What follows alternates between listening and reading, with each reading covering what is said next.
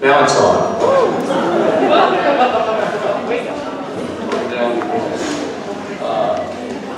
Okay, so breakfast starts at 8. The round table will start at 8:30. A lot of people attended those this morning. Tomorrow there are 5 now. David Jansen, who we heard this morning, is going to have just a Q&A about community. People want to come and talk about community, ask him questions. Maybe you want to give David some answers too, I don't know. Then Evan Howard also has one, the death or resurrection of new monasticism. A lot of people have asked, is new monasticism dead, the movement from 20 years ago? Evan has written an article for Christianity Today. The article in draft form is over on the resource table. If you're interested in that, you could go back and get the article and look at it. I don't think you have to look at it to go to his round table. You can just go talk, with Evan about what he's understands. Is that a good way to put it, Evan? Okay, good. Another one, Charles Moore from the Bruderhof, is leading a roundtable, Individualism, a Hard Habit to Break. And then Nancy Gatlin and from the Hope Fellowship, Naomi Mass from the Bruderhof are going to be talking at another roundtable or facilitating talk, because there's a lot of people with experience here about caregiving and community, which could be caregiving for children, could be caregiving for elderly, caregiving for other people that need assistance, time to share stories, time to share the joys and how the challenges of that. And then the 5th one is the Jubilee Partners Volunteer Program. Steve Jork from Jubilee will be talking about the details of their program. There's probably a number of people here who have been volunteers at Jubilee Partners. Let me tell you that Jubilee Partners matches the beauty of Lucan, really. It's just a beautiful place. They run a great volunteer program. They have for decades run that. So maybe somebody here is interested in, could I go and volunteer there for a while, which you might be interested. Some people might want to just know what are the challenges of running a volunteer program. So you could meet up with Steve and talk about that. Yes?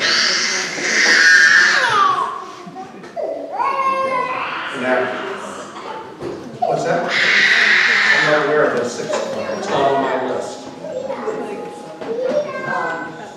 Natalie, are you here? No. Okay, she brought up one more that is written out there, and I don't have it memorized, but it's to the effect of how do the different stages of life affect our ability to participate in Christian community. Natalie DeLauro from Waco. Then at 9:50 is the photo time.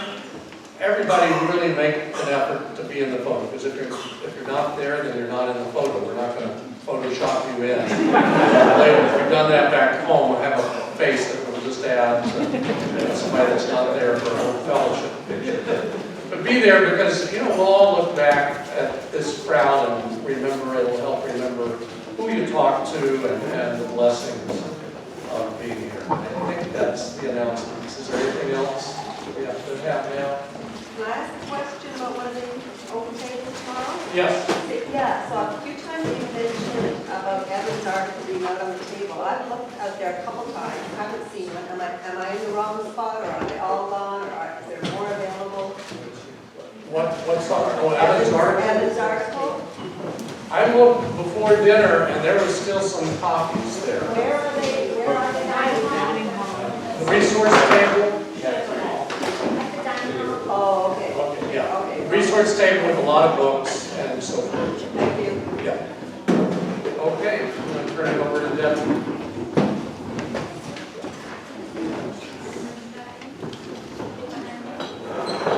Hi. Isn't it good to be together? So tonight we are going to do this, kind of dangerous thing of just having this open mic. but I'm gonna give you some ground rules so that everyone can share, and also so that this is a time where we're just mutually encouraged and we get to hear about what's going on, what God is doing in your community. So please share what God is doing in your community. Please share stories or any kind of lessons that you personally are learning. But please refrain from maybe telling other people what to do, or maybe, having a word for someone else. Maybe you could just run that by Joe or Toby before you would do that in a setting like this. The other, that's just so you're going to be welcome to come up and share a community story. Tell us your name and what community you're from or where you are geographically or both. And Ross is going to help us with keeping things moving along. I've asked him to keep a timer of 4 minutes. And that doesn't mean that you can't talk for more than 4 minutes, but when your 4 minutes has lapsed, you will hear. It's so nice. So that just means that, maybe you could try to start finding your way towards the end of your sharing time so that other people will have a chance to share as well. And, we have abundance of time at the end. Maybe you can come back up, but we'll just hold that loosely. So, who would like to start this sharing time of what's going on in your community? Come on up. You want to? Oh, okay. Someone raised their hand. I can probably go ahead. My children are telling me to come up, so I guess I will. I'll just be real quick and kick it off. So my wife, Hannah, and I, and our children live at a place we call the Glowing Springs Commons now. And I just wanted to just share how awesome it is, how God has just provided this opportunity for us to live in a community. That was this dream we had. One day we were going to move out to Colorado, buy some land, invite all our friends to live in this community. It's going to be great. And then life got in the way, we thought. But what actually happened is we ended up with now 7 families all living in this micro-village together of sorts. And it just happened almost. And it's wonderful, and it's all organic. Like, we didn't really come up with all this great plan and purpose statement and strategy. And it's great. And so believers living together, encouraging each other, lots of children. And it's just such a blessing. We love it. It's been wonderful. And that's why we're here to learn from you guys. Okay, what should we actually be doing formally? But just wanted to share how great it is to see just informal things come together and God provide a community that we hoped one day we would have as this dream for the future. And here it is now. So that's all.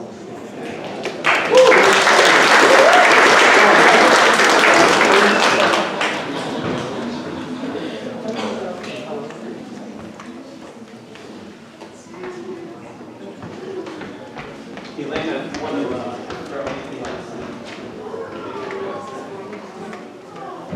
Hello, my name is David Ingold from the small Seed House community in Minneapolis. I think one of the exciting things of the past year was we had a mini pilgrimage from South Minneapolis to Northeast Minneapolis where we walked to a budding community house and we delivered one of our roommates there in this walking pilgrimage there and wept along the way and stopped and grabbed some delicious food. And then they had a little reception, and it was just a community member who came in kind of with some wounds, as we all have, in our lives, and just have been in the community for almost 4 years, and to say, hey, we think you have the strength to help start another community house, and share what you have learned here, the strength God has given you into something new.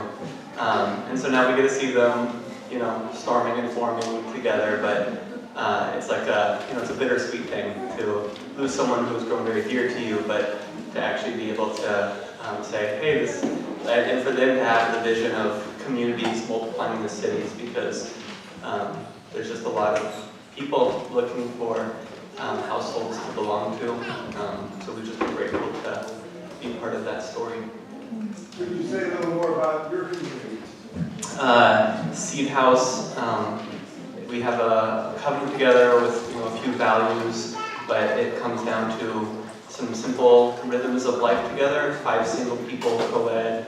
We got some chickens in the backyard. We live in a ethnically and economically diverse neighborhood in South Minneapolis. It's just a real delight to, especially,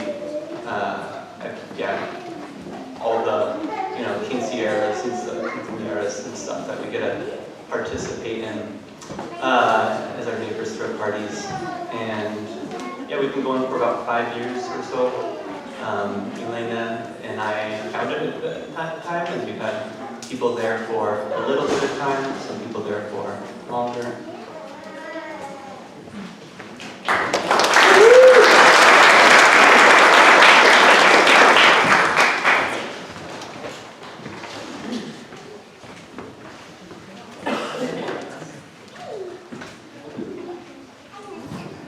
I meant to say one other thing. If any of our friends would like to share in Spanish, Nancy would be happy to translate. So.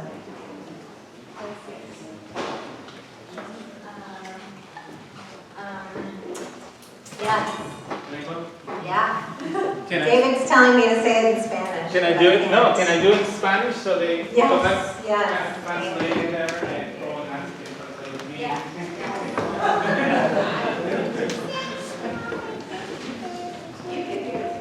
Both? English and Spanish? Or, okay. 8 minutes. Because friends, I really feel like we are family. We are. It's difficult to say in English, but we are between family. And that is very important to say in Spanish. Porque cuando dices que estás en familia, significa que estás en confianza. When you say you are in family, it means that there's trust and sharing feelings, and you share more than just, oh, I know these people. It's more important to be part of the same family. I know you understand what I'm trying to say. Just sharing 2 things, important things that happened last year. Quiero compartir 2 cosas importantes. No, I really need your help. Sorry. Quería compartir 2 cosas importantes que sucedieron el año pasado en Saltillo. Mi nombre es Roberto Solís. Mi familia y yo venimos de Saltillo, México, que está al norte de México, cerca de Estados Unidos. So I want to share 2 important things that happened to us in Saltillo. Roberto, and his family have come and are wanting to share these things with us. Una cosa es que tuvimos la primera reunión regional de comunidades el año pasado, en septiembre, en Saltillo. Fue algo bien importante para nosotros. En Saltillo tuvimos la visita de amigos de Bruderhof, gente de Bruderhof, y nuestros amigos de Oaxaca también.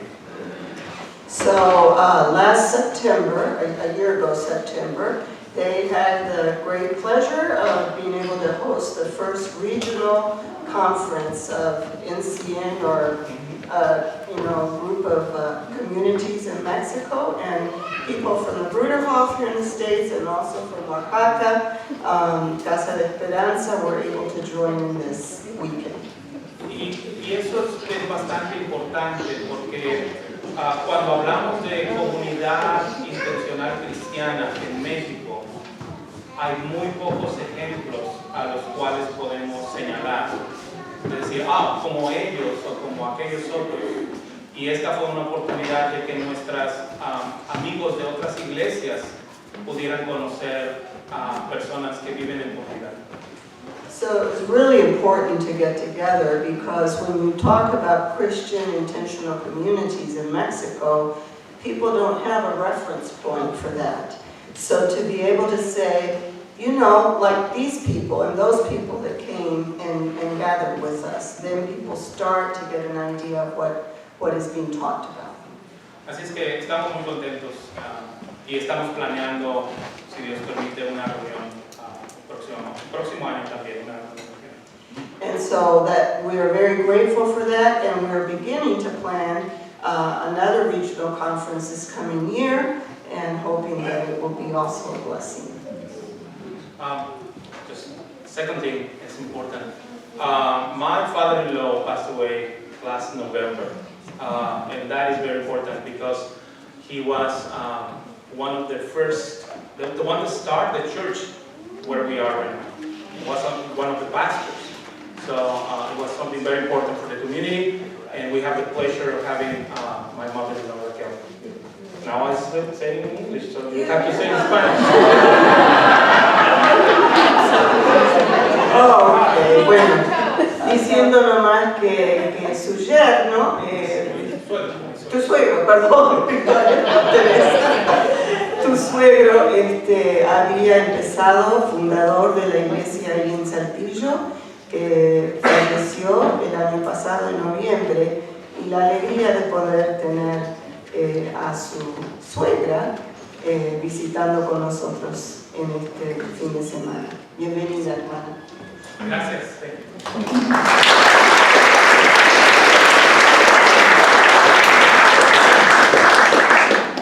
I want to follow up what Roberto said with a prayer concern. The Solis family is, I think it amounts to about a 27-hour drive from Saltillo to here. So they get the award for driving the foreigners to come here. And what happened was, in their truck, with 6, 7 of them, their truck, including the mother-in-law, the transmission began to fail about 2 hours away from here. They barely nursed it along. I'm not sure what Roberto did to get it up the hills, but it was not easy. And so they're now facing a major transmission issue to get back home. I have a lot of empathy for this. Nancy and I have twice broken down, once in the Mexico desert, Friday afternoon, total failure of the car. Another time in the California desert. You know, it's pretty frightening to be that far away from home and know you have a vehicle that's not going to make it back. So I hope we'll pray for them. I think they're going to go on to Indianapolis. Joe Bowling's going to follow along, and they'll get the truck to Indianapolis, but something has to happen there before they can get back to Saltillo.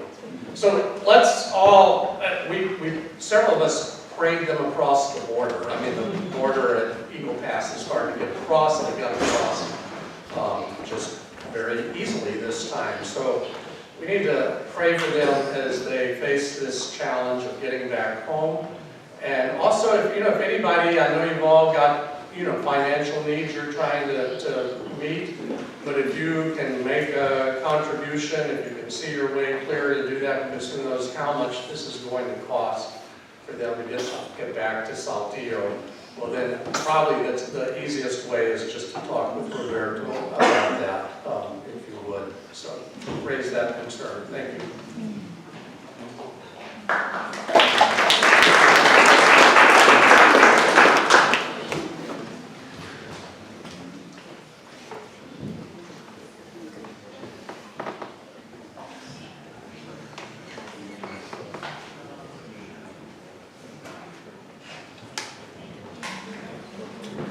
Okay, I'm back in 4 minutes. I want to tell just a short story about that being in family, because Karen and myself, our 2 boys, moved to a place in rural Ohio, really beautiful. 12 years ago, it was cross-cultural, we're like foreigners coming in. Tell a story about, we were living in a barn, trying to build a house.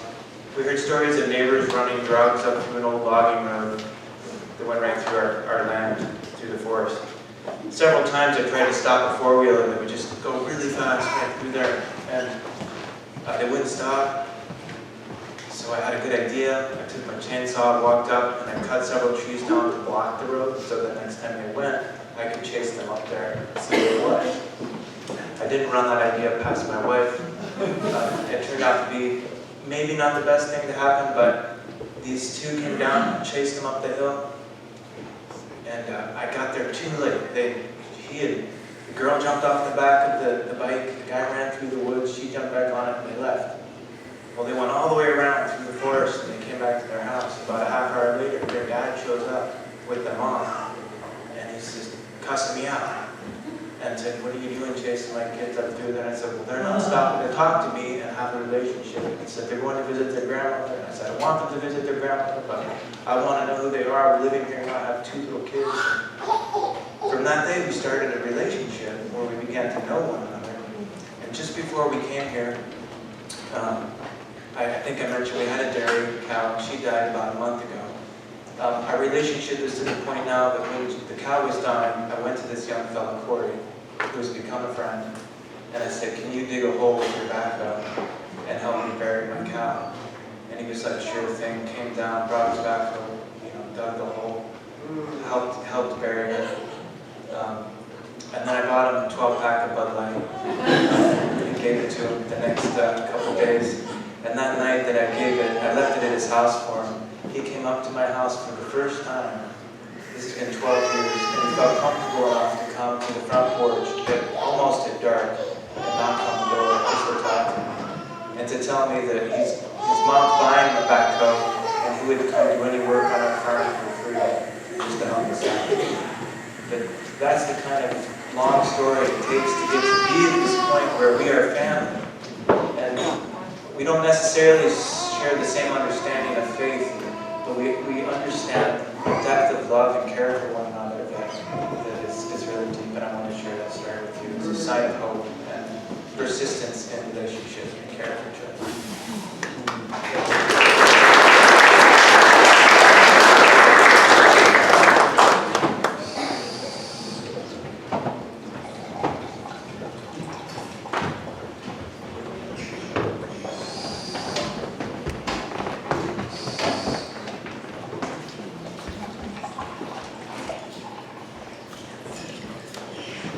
Hello. There's weird, hit a guitar or something, like a high band. So we've kind of been part of this community now 2 times. Some of you other places. Some of you know our story. I won't belabor it. The Lord took us out on the road about 3 years ago to either find community or start it. We had no idea what he was talking about. We've been in Missouri for about 3 years now, and he's moving in our lives to start something. And we've got a few things rolling, looking into some areas and some land and different places. And I would just ask for your prayers that we are guided and don't go by our own. You would be ideas. Thank you very much.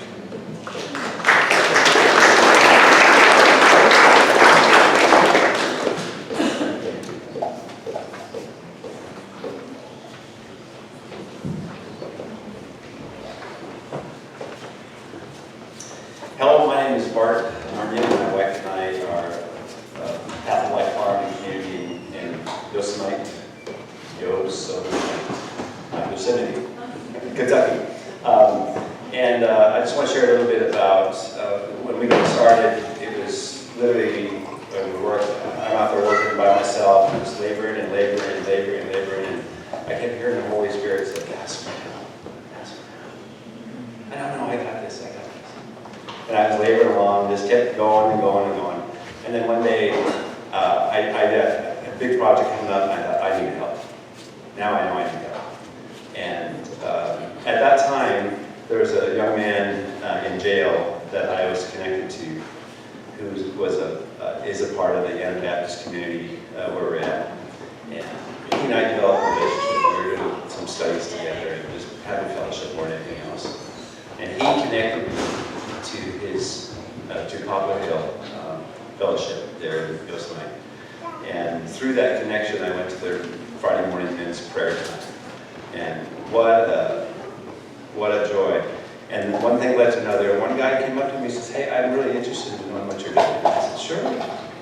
So, and those of you who know Joas, Joas has a skidster. And Joas says, "You can borrow my skidster anytime you want." I thought, what? The skidster. Wow. So, long story short, is that we developed a relationship just helping out and coming in times when I needed relief, and he shows up and says, hey, what do you need? And it just starts from just asking for help. And I don't know who, I think that might have been David that talked about it earlier, about asking for help and for advice. And so I just want to encourage that when the labor is heavy and the load is heavy, just ask for help. The Lord's ready to help you.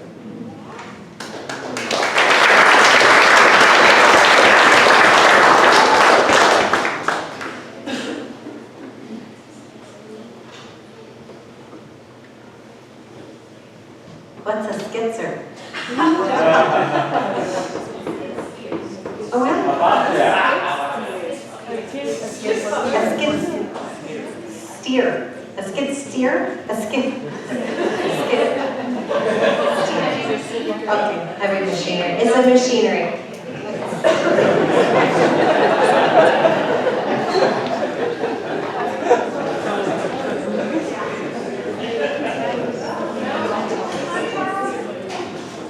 Buenas noches. No sé si Paloma está aquí. ¿Dónde está Paloma? Edwin. Ok. Roberto, ¿me puedes traducir? Sí. Mi traductor oficial. I don't know if we understand each other, my friend, but I don't know if they will. No, that's okay. We will speak in Spanish, so. Ok. Bueno, pues es un placer para mí estar aquí. Fue difícil venir. No en el transporte, pero emocionalmente y en salud fue difícil para venir, pero estoy agradecido con Dios que estoy aquí. Luis is very grateful because this time was not easy to come to this meeting. Not because of the transportation, that was easy, but he's talking about more emotionally. It was not easy previous months, and he's very grateful to be here. Y estoy muy agradecido que vino Paloma y vino Edwin, y me emociona mucho cuando personas de esa edad están interesados en la vida comunitaria. And he's very happy because his daughter Paloma came this time. You probably met Paloma, John, girl, and also Evelyn, her friend. They both wanted to come this time, and he's very happy to see the younger generation to be interested in this kind of work. Y quiero hablar de dos cosas que han pasado recientemente en Casa de Esperanza, y son dos personas. And he wants to talk about two things that recently happened in Casa de Esperanza in Oaxaca, and about two persons. Una es Edwin, que la conocen. Llegó en un momento al grupo, se unió, y fue un regalo, de verdad es un regalo para mí, para Paloma y para varios de las personas en Casa de Esperanza. Yeah, one person is Evelyn, that she's here with us. Well, not here right now, but she's in the camp. He's very happy to having to receive Evelyn this year. Has been like a present, like a very valuable present for the community in Oaxaca, and he's very happy to have her and to be here in this camp. Porque la razón es porque este año fue muy desanimador, mucho desgaste emocional, y estábamos en una situación sin muy poca esperanza emocionalmente, pero llegó este regalo del Señor. Y ha sido una fiesta tener a él. Y la otra persona que quiero mencionar es la señora Brown, que llegó a nuestra casa. Ella es de Texas. y ha tenido 4 veces cáncer y está en México otra vez porque el medicamento y los tratamientos son más económicos y los puede pagar. Y está viviendo con nosotros y ha sido también un regalo del Señor para ofrecer cuidado y apoyo. Ella tiene 76 años, es muy valiente porque se fue a vivir a México y no sabía dónde iba a llegar. Y ahora ella nos ha aceptado como familia también. So, of course, he's talking about the joy of having Evelyn in the community. She is bringing joy to the community. She's a new addition to the community, and everybody's happy to have Evelyn in Casa de Esperanza. Now, Luis is talking about Miss Señora Brown. Miss Brown. She is a lady from U.S., from Texas. And she went to Mexico for her treatment, cancer treatment. And she has suffered from cancer 4 times already. She travels to Mexico because the treatment is cheaper there. And she's 76 years old, and she has been living in their house. And right now she's in Mexico City. She's in his house. Because she's going under treatment again for her cancer. And they are very grateful, and they receive Miss Brown as a gift to the community also. Entonces creo que ha sido las dos cosas que han cambiado la situación emocional y la situación de la dinámica, y ha sido muy bonito. Entonces, mucho agradecimiento, los saludos de todo el grupo en Oaxaca. Y esta vez no trajimos ayudas, chilaquiles, como hace 2 años, pero trajimos chocolate. Esperemos que les guste. Mañana. Okay, so receive a lot of blessings and from the community in Oaxaca, because they are happy with this new dynamic with Evelyn and Ms. Brown. And Luis is saying that unfortunately they didn't bring traditional food from Oaxaca, like ayudas and chilaquiles like 2 years ago, but they bring traditional chocolate from Oaxaca, chocolate that is, you will taste it tomorrow, so wait for it, we will be very happy to share it. Thank you.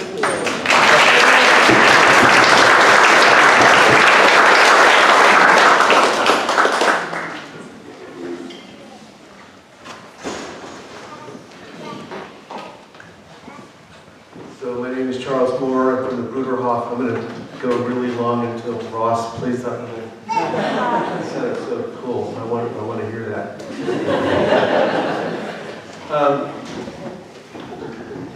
So I just want to thank many of you because this is a wonderful gathering. The Nurturing Communities Network, originally the Nurturing Communities Project. One of the dreams was interactions between communities, and not just at a gathering. And I'm just reflecting on how blessed our community has been by the number of you who have received us over the last 12, 14 years. Not just for a weekend visit, sometimes at great length, a couple of months at a time. And we have just been so blessed by that, challenged, inspired. And of course, many of you have visited one of our communities, which is just fantastic, okay? And that's the networking, the personal networking. And I think we can't take that for granted. And I pray that can continue. I see Joe there, all the different couples and singles that have lived in Inglewood, and all the times you have visited, and Kent and Smith with Abilene and Jubilee Partners, and Koinonia Reba, you know, we can't take this for granted. We're a very small network, and I just pray that that can continue. And I just want to testify to one big answer to prayer. It was really wonderful to finally get to Caneyville. We met the brethren from Caneyville, Aaron and several others, even here. 12 years ago, I think it was, when Reba Place hosted. And it was wild. We had a wild and motley crew of folks there in Reba, and then getting on the train, and we got to Chapuza, and all of this. And I didn't know anything about it. I knew the history of Caneyville from Elmo Skull and so forth. Anyway, so we got to know one another. And a few have visited our community. We have visited theirs. But I remember telling Aaron, who spoke today, we were on the train, I think coming back from Chapuza back up to Reba in the evening. And I said, you know, I hope one day that a couple from your community and a couple from our community will exchange places. And that's going to happen this winter. And for 4 months, just an exchange. And it's not a matter of, you know, how is God uniting us. It's more like the gift of each other's lives. And I just find that remarkable. If you really think about it, if you know anything about our different histories. And this is one of the beautiful gifts of this network, that we're not in competition. We don't have to let our differences divide, that we can actually even embrace and appreciate them. And that we can even be in person in each other's places. And I hope and pray that that can continue. We love to be invited elsewhere to learn, but please know that our door is always open as well.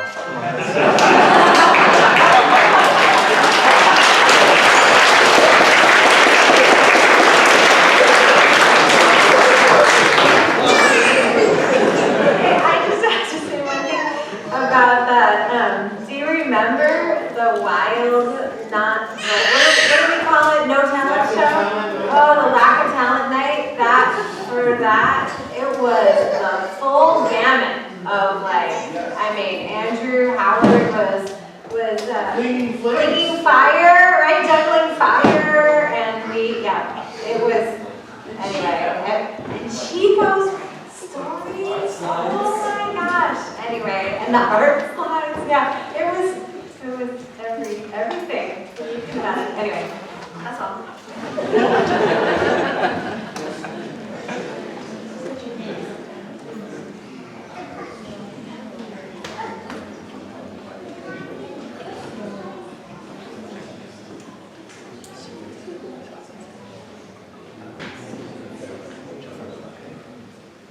My name is Justin. I'm from Charlotte, North Carolina. Just to follow up on what Charles was saying, I think one of the things that was close to my heart is cooperation, unity in the church, among communities. It's been about 15 years, but one of the things that I've experienced personally that kind of is, I just remember making a mark on that kind of being an important thing for me, is a church, is a city in England. My wife and I lived at for about a year. And in the city, there were almost all the pastors would come together and pray together every week. And out of that came not a ministry that belonged to this church or that church, but the church in York. And that was really beautiful. I've kind of always held that with me. So I'm not a part of any of these communities, but I just kind of wonder, are there ways, like what are ways that we can be cooperating more? Are there, you know, the person that shared earlier about this person coming to their community in a weak place and then being able to send them out. where is that happening? Where are we going? Where are we sending people out? But also maybe if a community feels like we don't have the capacity to send out so many people, but can we work together and maybe cooperate and each contributing towards that? It's just a question, just a wonder. How can we be doing that more? Open for that.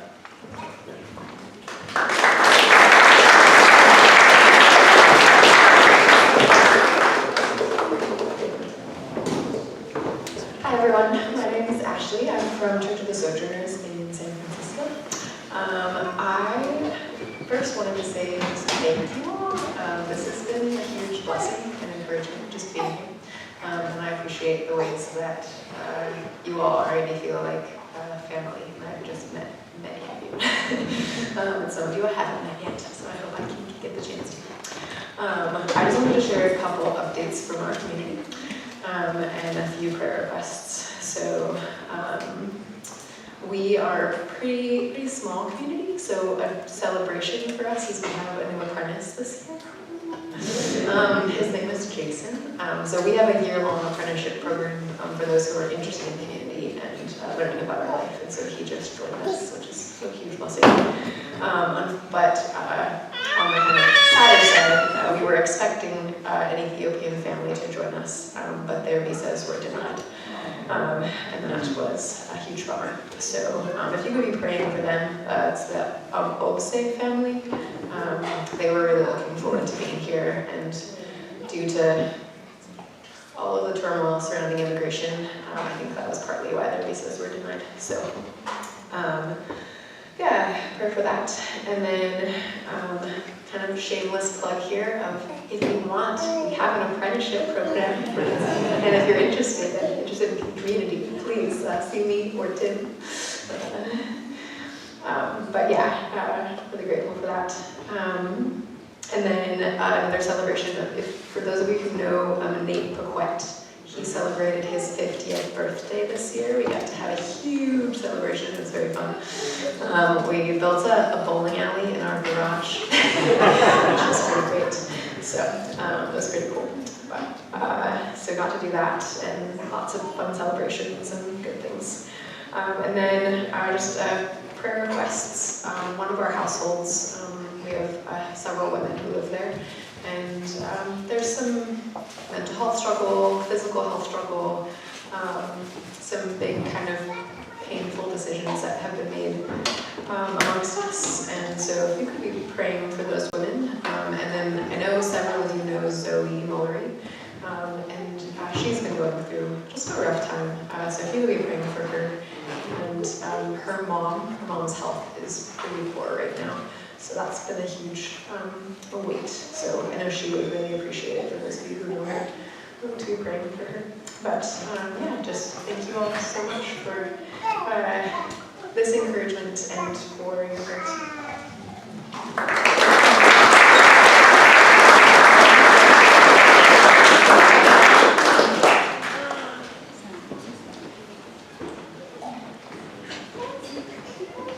I'm Joe Bowling from Inglewood Christian Church in Indianapolis, Indiana, and I thought kind of a jumping off point from what Ashley just shared, it is a huge bummer that Ethiopian family couldn't attend. We have Salam, Meekness, and Praise who are in attendance with us from Inglewood, who have been part of our community for 3 years, also from Ethiopia. They were very much looking forward to connecting with this Ethiopian family, and it was a big reason why they came. I'm kind of glad that the word didn't circulate beforehand that this Ethiopian family couldn't come, because I'm really, really glad that Salam, Meekness, and Praise are here with us and can meet all of you and get to know you like we have over the years. There are many things that I could share from Inglewood just in terms of praises and prayer requests, but I think the one thing that I would lift up is that we had a big party a couple of weeks ago to celebrate Salam, Meekness, and Praise as they're on this journey toward residency and citizenship, and we're very, very excited for them, and also for Evanelli, who's in the back there, as she's on a similar journey. And just the way that Evanelli and the way that Salam have exhibited just incredible faith God's provision and the way in which they entrust their situations to Him. Just says volumes about their discipleship and the kind of sisters that they are. So we love them and we celebrate them, even in the midst of really worrying for many of our other Spanish speakers and neighbors in terms of what the future might hold with things up in the air in terms of where things might go. So, I really do want to celebrate these guys and Evan Ellie as we hope to get to know them more with residency and citizenship.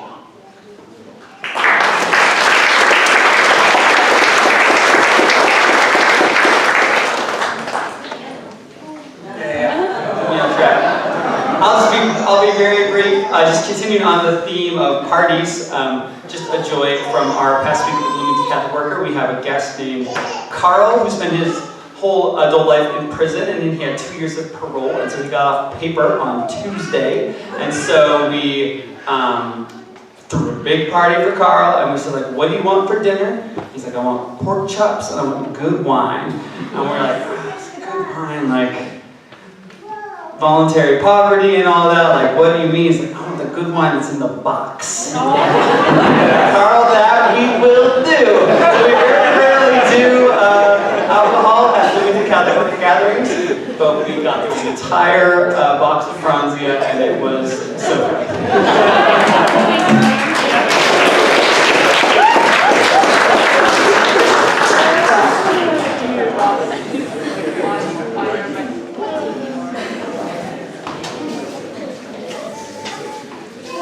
Matt Hussey from Jubilee Partners. Just thought I'd share a few snippets of what life is like at Jubilee. I take notes because I don't like to speak spontaneously. Jesus must be present at Jubilee because he said, let the little children come to me. We have lots of children there. He also said, welcome the stranger and foreigner in your midst. And that's what we try and do. We host immigrants and refugees, help them get settled in the United States, teach English, offer housing as needed. It's one of the few places you see in the United States where you can consistently see multiple languages and ethnicities. I love hearing languages spoken in scripture in many different languages and singing songs. It's one of the few places you can just walk around in the spring, summer, and fall and try a different fruit almost every month. Apples, pears, Asian pears, peaches, blueberries, grapes, mulberries, jujubes, pawpaws, kiwis, persimmons, pecans, chestnuts, and that prickly pear cactus fruit. I don't know what that is, but that's interesting. One of the places where you can truly blur the lines of helper and helped.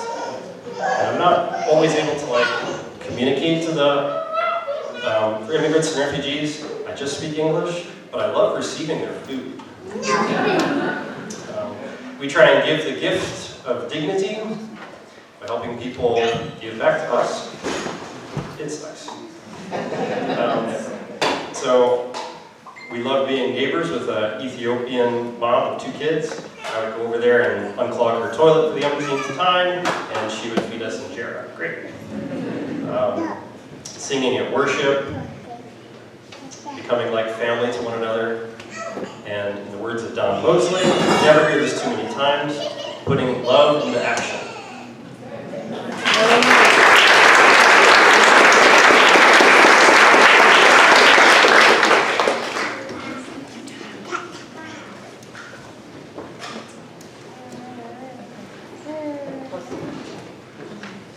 Just like 1 or 2 more stories.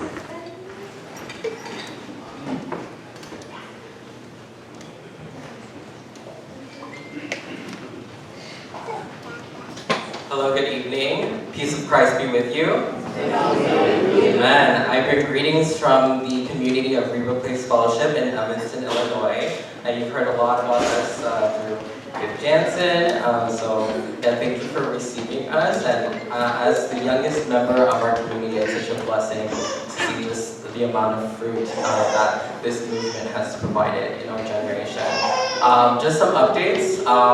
One of our oldest matriarchs has passed this year. Her name was Peggy Belser. She was the Queen of Hospitality, And so some of you have known her and have received her spirit and love. So just want to emphasize that. I also want to put on blast some of my collaborators who are with me from Regal Place Fellowship.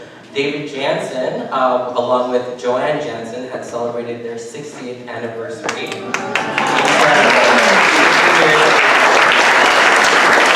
And he also did a book release of the book Once Upon a Time, There Was a 3-Year-Old Grandpa. And that's outside there, just a little plug.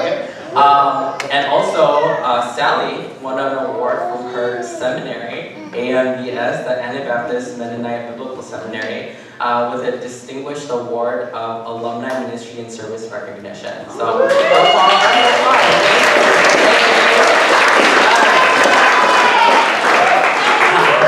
and I, as the youngest member, was for the last 2 years doing a study, doing my master's in divinity with an emphasis of a post-colonial study on world history as well as biblical studies. So just a lot of learning, a lot of healing and discipleship that I did at Church of All Nations under Pastor Jen Kim. And so I am now back in the Regal Place Fellowship indefinitely until the Lord may call me elsewhere. God willing. But anyway, so yeah, I am back and I'm just really excited to integrate the things that I've learned and also receive the spirit of the elders of our community. It's just such an exciting thing. I just want to echo one of the, I think it's Ruby that shared this, just about the generation of the intergenerational camaraderie that is present in this space right now. So I just feel very encouraged and elated to be present with my collaborators and the people who I'll be brushing shoulders with over the next few decades. So thank you all.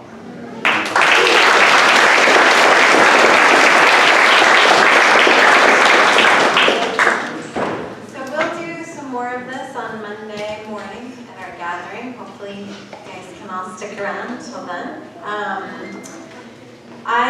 Before we leave tonight, I just wanted to, for those of us who were here 2 years ago, there was a delightful couple from Oaxaca that was here with us, Mari and Claudio. And I don't know if you guys remember meeting them, but they helped make a delicious meal, and they're just a delightful, delightful friends. And their son died just a couple months after this gathering. They have a farm and they deliver the things that they grow to some communities that are poorer, and their son was very much involved with this, and actually he had made the sauce for our chilaquiles for the last gathering with the peppers that he had grown.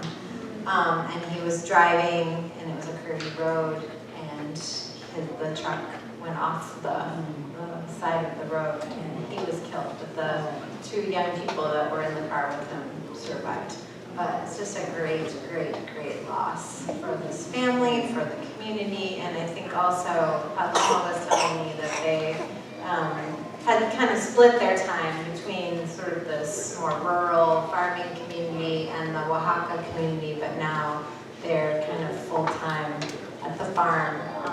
It's been a difficult time of grieving and healing, and so I just really want us all to remember them and pray for them this evening. So maybe I'll do that for us.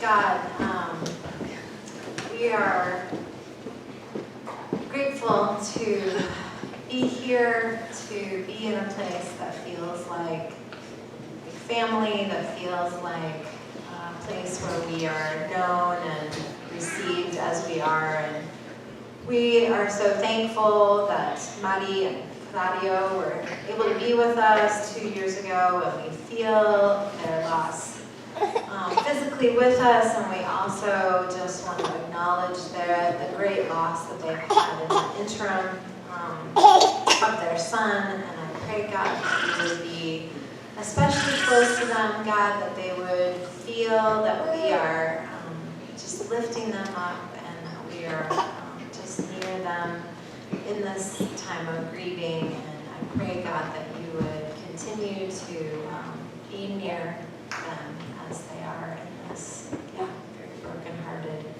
moment. And I pray for anyone here that, we all have so many places where we are broken and brokenhearted, and I thank you, God, that as David reminded us this morning, that we can embrace our loneliness, that we can befriend our loneliness, that you are a man of sorrows and acquainted with grief, and that you sit with us in these times. I pray, God, that we would also sit with one another in our joys and also in our sorrows during this time together. In Jesus' name, amen.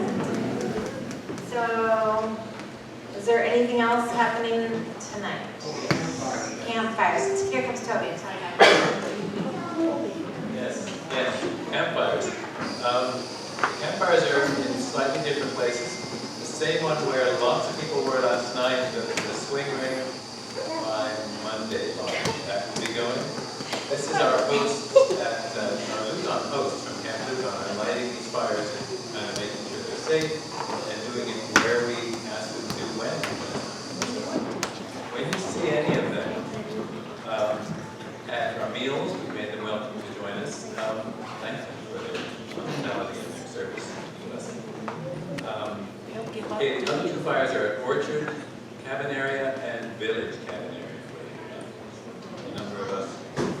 Village, my turn around? Village. Orchard. Okay, two cabin areas have fire rings ready. Orchard had one last night, and I Village as well, not the one by Harvard. So it's Monday, Orchard Village at 8:30 now. Have music.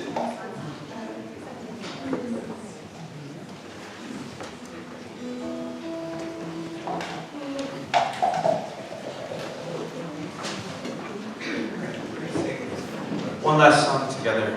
It's a really sweet song, sung to Jesus, written by one of Ross's friends, part of his church in Bloomington. It's called Jesus, I Need You. It's on page 2. And just repeat it over and over again until we move to the second part.